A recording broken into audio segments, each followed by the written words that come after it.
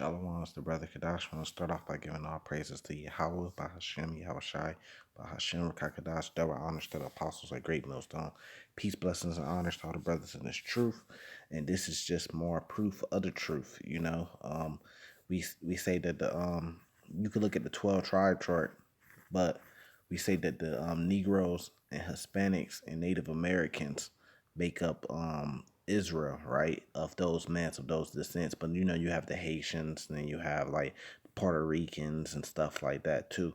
But this is just more proof that dealing with the Native Americans that they are Israelites. I mean, how can you not see it? Just a little research show you it, and I was just up and dealing with the Holy Spirit, it's a blessing. It's a blessing to have the Holy Spirit because the Spirit got on me just watching some videos on the History Channel. If you look up YouTube and you go to like history, it's a history channel on YouTube, and they have a lot of different things. They got ancient aliens on there. They have a lot of stuff on the Native Americans. They have a lot of stuff on technology and different things like that and throughout history. And it's a pretty good thing because you see a lot of similarities that's coming straight from the Bible. So that's what this video that I'm gonna play. It's this man. He's a Native American man, and you could clearly tell that they're Israelites because everything that they're believing and everything they're talking about for generations and generations that's been passed down clearly comes from the Bible. So I'm gonna pull out some of the scriptures that lines up exactly with what he's talking about. They have it passed down to them orally. So it was spoken about, and it was taught to them, by word of mouth, kind of the same way that the prophets today are doing on the highways and byways. And then you get men that wake up, the Lord wakes them up, and then they go get them a Bible, and then they start to study it. But first they hear it orally, they hear it through the mouths, right? And that's the same thing, the way it's passed down to them, but it's clearly similarities with the ancient Israelites, which we are today. So I'm gonna let this play. So it's Native American from the Hopi tribe, and they passed on that wisdom, like I was saying. They got a thing called the prophecy rock, and he's gonna speak on it.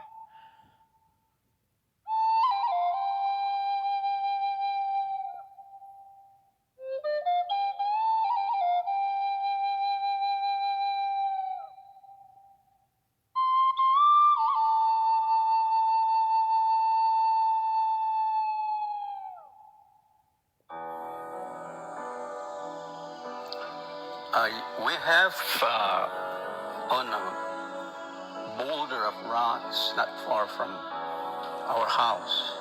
So it is written down. On it is a diagram.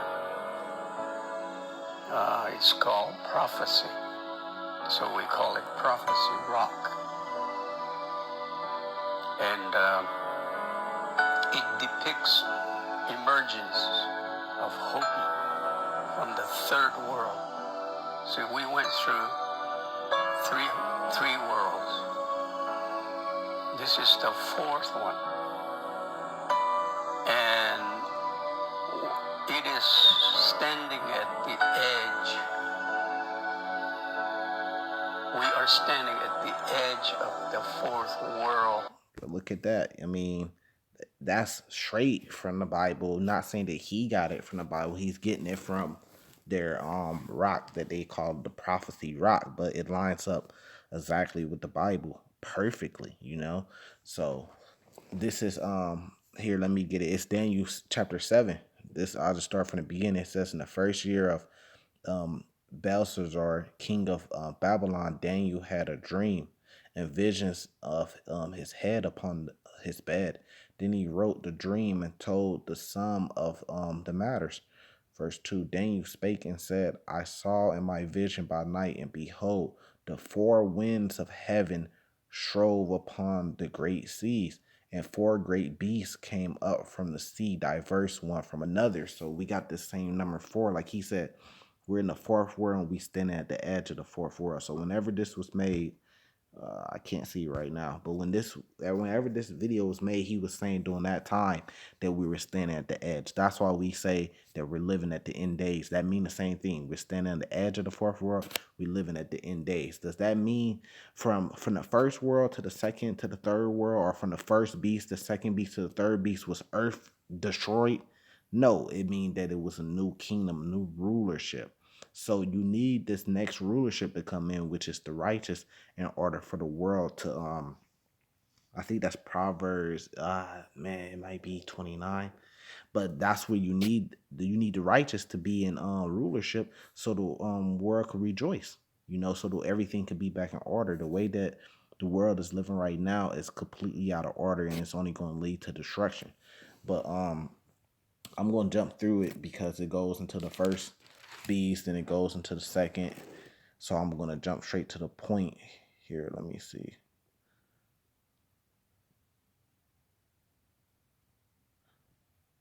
Here, I'm going to try to jump straight to the point.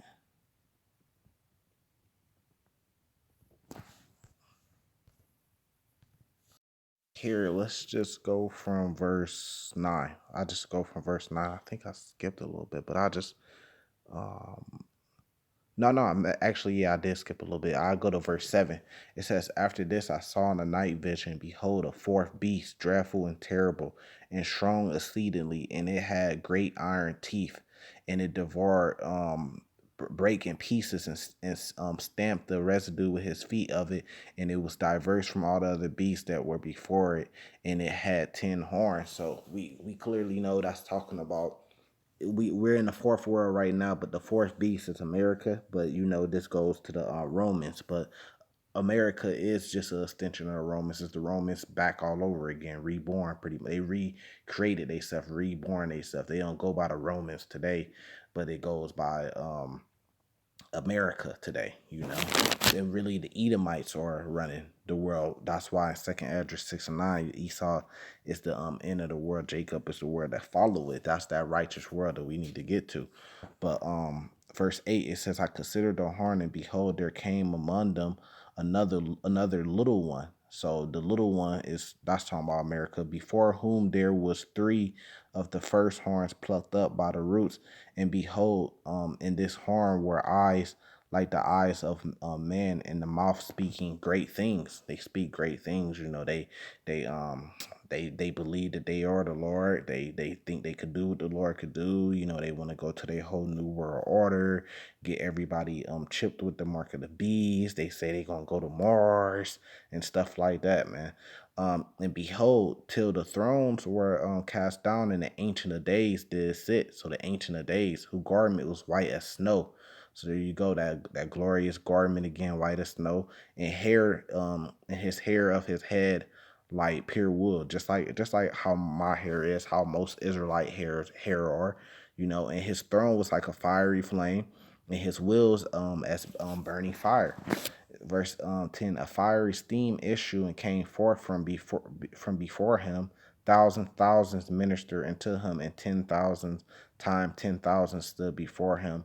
And the judgment was set, and the books were open." And that's the Lord. He's coming back with that complete destruction, which is going to be the nuclear weapons. That's going to play a part in the second death. And you got the chariots, which are going to do a lot of damage too, and that's going to play a part all in that second death by fire and brimstone, the nuclear weapons. And the Lord is coming back to judge the earth because it's not righteous, like this man is saying in here. Let me see how much more I want to get on this. I go jump to verse 13. It says, "And I saw in the night vision, and behold, one like the Son of Man," right, "came with the clouds of heaven, and came to the Ancient of Days, and they brought him near before him. And there was given him dominion, and glory and kingdom, that all people, nations, language should serve him. His dominion is an everlasting dominion which shall not pass away, in his kingdom that which should not be destroyed." And that's important because you got one like the Son of Man. You got Yahushua coming to the Ancient of Days, coming to Yahweh, and Yahweh gave him everything. He became heir of everything. You read about that in Hebrews chapter 1. He became heir of everything. So no, he's not just a regular good guy like some of these religions be saying. No, he's the heir of everything, and everything was given to him. Like Daniel says, that he got dominion over everything. Then it was something else I wanted to find in here too. Yeah, verse 17, it says, these great beasts which are four kings which shall arise out the earth, but the saints of the Most High shall take the kingdom and possess the kingdom forever and ever. So that's what's going to happen, is the saints, which are the Israelites, which are the elect, is going to take the kingdom. And that's important because he's going to get to talking about this. Verse 19, then I would know the truth of the fourth beast, which was diverse from all others, exceeding dreadful, whose teeth were of iron, and his nails of brass, which devoured, break in pieces, and stamped the residue of his feet. So, I mean, it goes into it, breaking it down. But verse 22, it says, until the Ancient of Days came and the judgment was given to the saints of the Most High, and the time came that the saints possessed the kingdom. So that's what's going to happen. Thus he said, the fourth beast shall be the fourth kingdom upon earth. So like he said, the fourth world, but it's talking about the fourth kingdom. Who's in rulership in the fourth kingdom? Esau, because he would be in rulership at the end before the Lord comes back and the kingdom of heaven is set up, which should be diverse from all the kingdoms and should devour the whole earth and should tread it down and break it in pieces. And we see who's doing that, Esau, Edom, which is who you call your European or your so-called white people today. That's what you call them. But that's Esau, Edom, that's got the whole earth mourning right now. Shutdowns, pandemics, war brewing, global warming, all type of stuff, man. So the Lord's gonna come back, take them out of power, put the righteous in power, the elect, and then you're gonna have the kingdom of heaven. Let's keep going. Caused by the fact that we are now all traveling, not all, but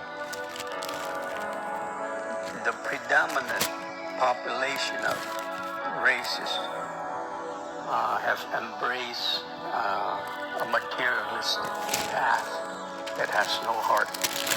It's science and technology, and we are abandoning the spiritual path,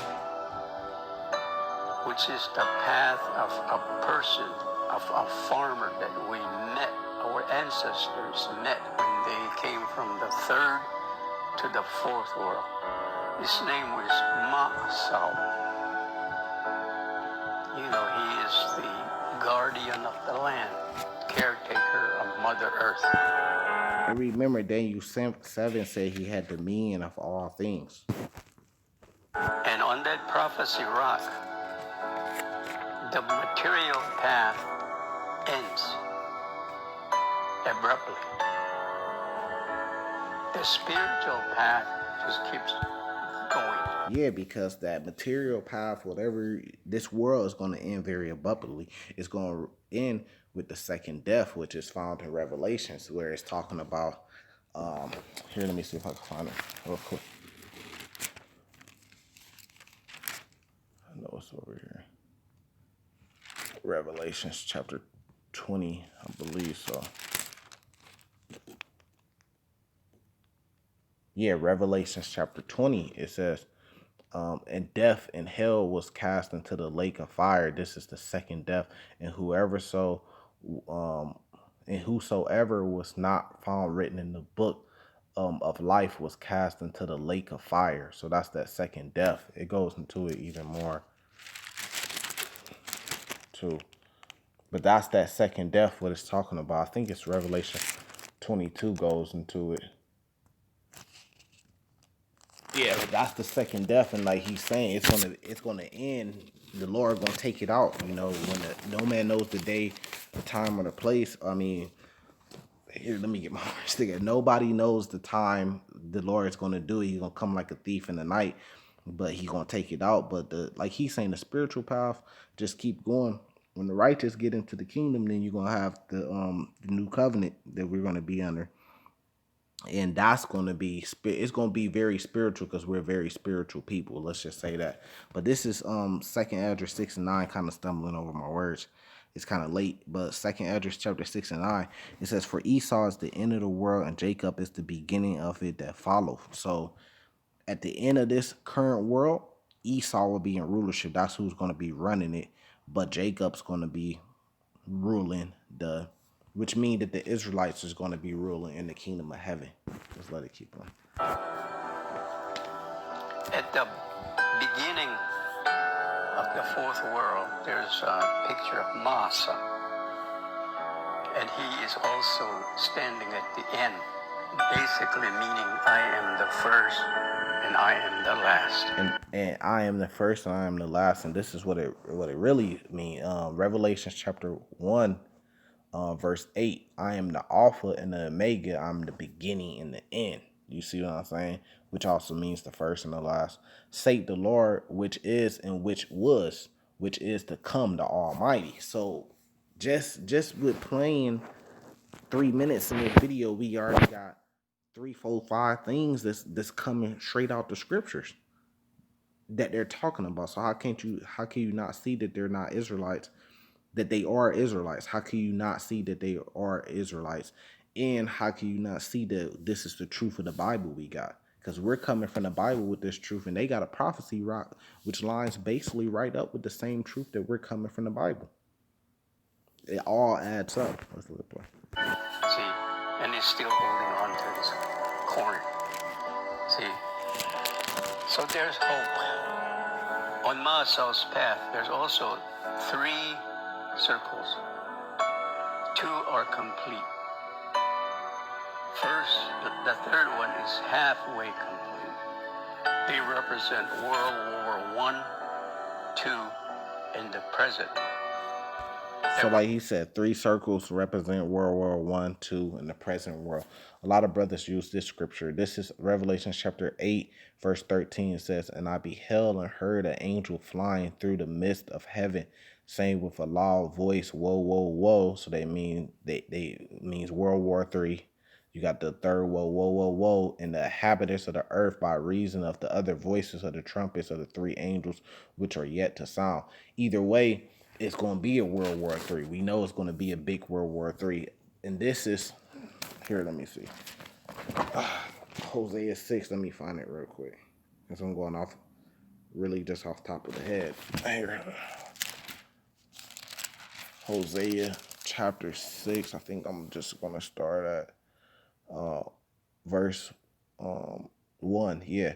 "Come and let us return into the Lord, for he has torn and he will heal us, and he has smitten and he will bind us up." So the Lord, he torn us down. We ain't want to keep the law, statutes, and commandments. Deuteronomy 28. We got torn down, we got led into captivity, but he gonna heal us.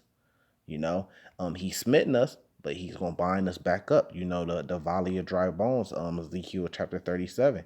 Verse 2, it says, "After 2 days he will revive us." So this is when we're going to be revived, after the 2 days, which is going to be in the 3rd day. He will raise us up, and we should live in his sight. So he's going to raise us up, and then we're going to go back into the kingdom of heaven. We're going to inherit it, and we're going to live in his sight, because Revelation chapter 21, here, let me jump to it,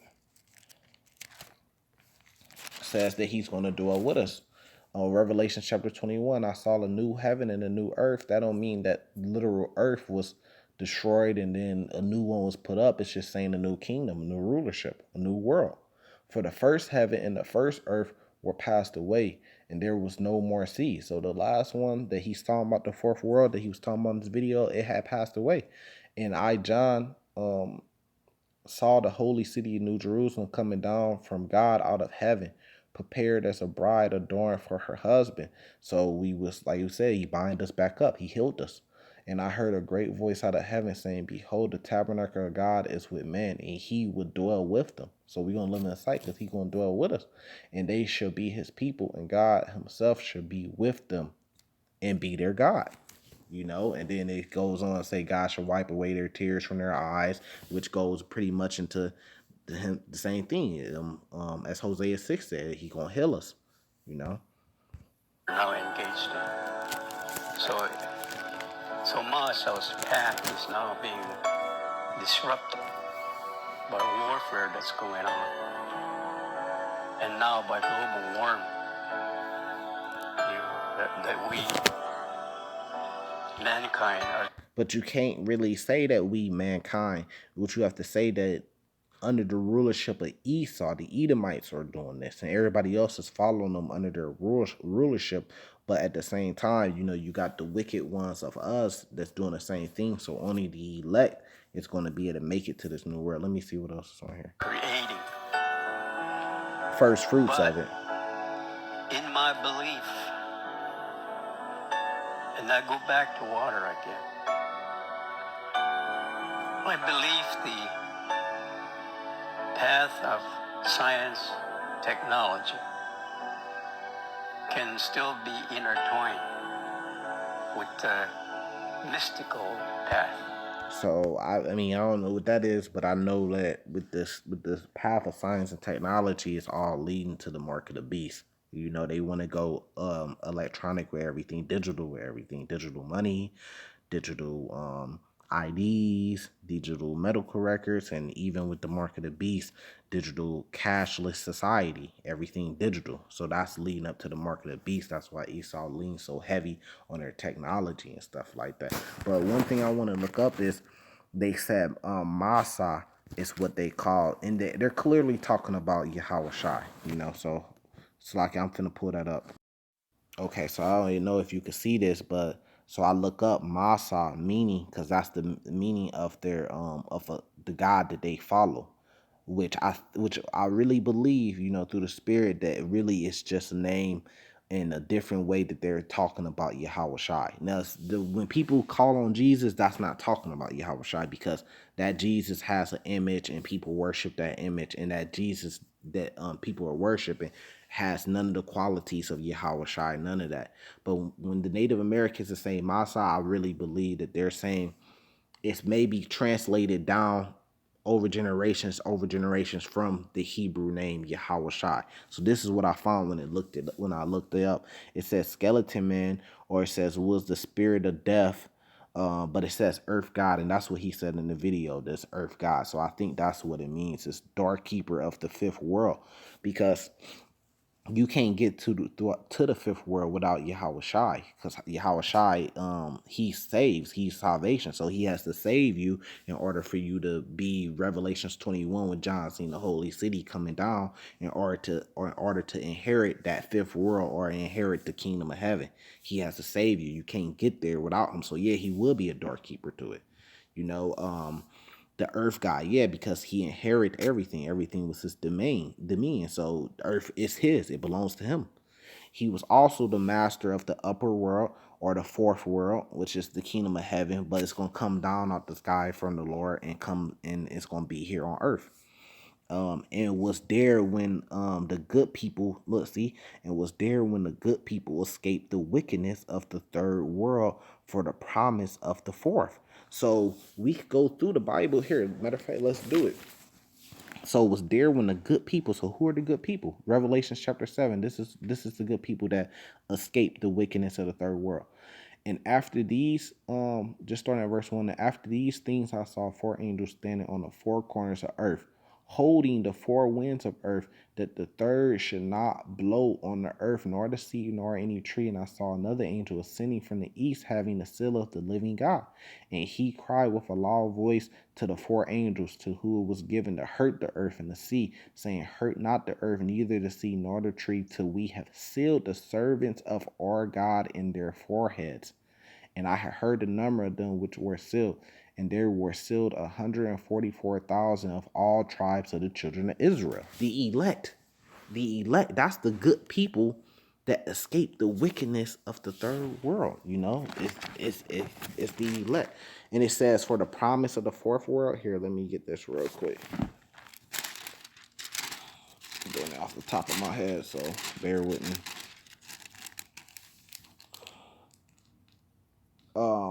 I wanted to jump to First John chapter 2 verse 15. It says, love not the world, neither the things that are in the world, in this wicked world right now. If any man love the world, and the love of the Father is not in him. Here, I wanted something else now. Jumping First John chapter 3, starting at verse 1. Behold, what manner of love the Father has bestowed upon us, that we should be called the sons of God. Therefore the world knoweth us not, because it knew him not. So they don't really understand why we doing this work, keeping the law, statutes, and commandments, because they don't understand the Lord.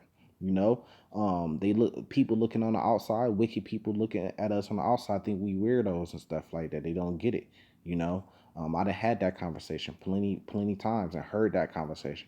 Verse 2, beloved, now are we the sons of God, and it does not yet appear what we should be, but we know that when he shall appear, when Yahushua comes back and appear, we should be like him, for we shall see him as he is. You know, we're going to be like him because we're going to be made righteous, perfect in the law, statutes, and commandments. Just like how he is, you know. A brother's gonna get spiritual power, all that. Now the promise, let's deal with the promise. I mean, I just go get the shotgun for this one. I mean, the haymaker, you know. I mean, why not? You know, it's a lot of scripture you get, but why not just get the best one?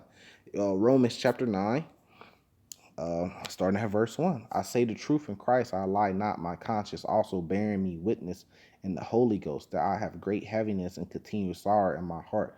For I could wish that myself were accursed from Amashiach for my brethren, my kinsmen, according to the flesh, who are Israelites, to who pertaineth the adoption.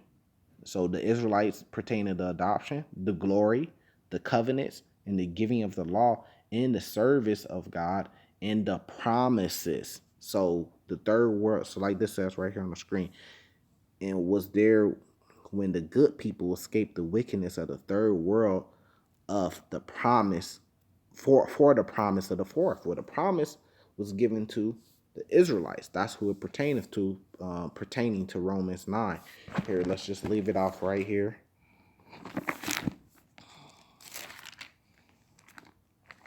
Because remember, it said the promise of the giving of the covenant, both old and new covenant, right? Jeremiah chapter 31, which there's a lot in Jeremiah chapter 31, actually. But I'll just try to get straight to the point. I think it's verse 31. Yeah, behold, the day comes, saith the Lord, that I will make a new covenant with the house of Israel and with the house of Judah. So, I mean, this is for the Israelites. That's who the good people are. Not according to the covenant that I made with their fathers in the day that I took them. So did he make this covenant with the whole earth? No, this covenant, the first covenant, was made with their fathers. You know, so it's going to be made with them, the second covenant. But it's going to be a difference. It says, but I took them by the hand to bring them out the land of Egypt, which my covenant they break, although I was a husbandman, and to them, saith the Lord. But this shall be the covenant that I will make with the house of Israel after those days. You know, Hosea 6, after the third day, saith the Lord, I will put my law in their inward parts and write it in their hearts, and will be their God, and they should be my people, right? And they shall teach no more every man his neighbor and every man his brother, saying, know the Lord, for they shall all know me, from the least of them into the greatest of them, saith the Lord.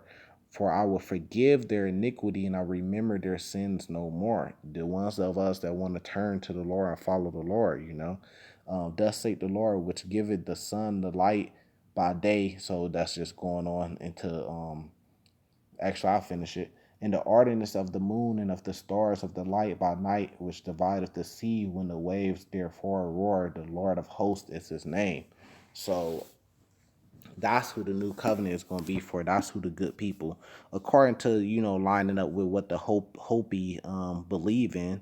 It says Hopi mythologically, but it shows a lot of similarities between the Bible as you see everything he was saying. I could have kept going with the video and even got more in all the scriptures that I'm pulling from Old Testament and New Testament. So you could clearly see that the Native Americans are Israelites. You know, the Bible tells us how they got here. I ain't gonna pull it, but Second Esdras chapter 13. Really, you could just read the whole chapter because it starts off with how Yahweh Shai is gonna come back. But to get straight to the point, start at verse 40. It tells you how they came to America, which was called Azareth, a land. They came here to keep the law, statutes, and commandments, and you could see that they carry some of those. They still carry some of those law, statutes, and commandments in the belief, in the understanding, in the truth of the prophecy, like he was saying. You know, they got a different little spin on it through, you know, time and stuff like that. A different way that they say it and the different way that they read it and speak it, but it really means the same thing because Yahweh Shai is the God of the earth. He is the keeper, they say, of the fifth world, which is the kingdom of kingdom of Israel, kingdom of the Lord. He is the keeper. You can't. He is the door to it. You can't get to it without him. Like this is saying, he is the master. And the good people that's going to escape the wickedness of the third world is going to inherit the promise, which is Israelites, which is the elect of Israel, like Revelation chapter 7 says. So I'm gonna leave it there and say salvation to the elect. Shalom.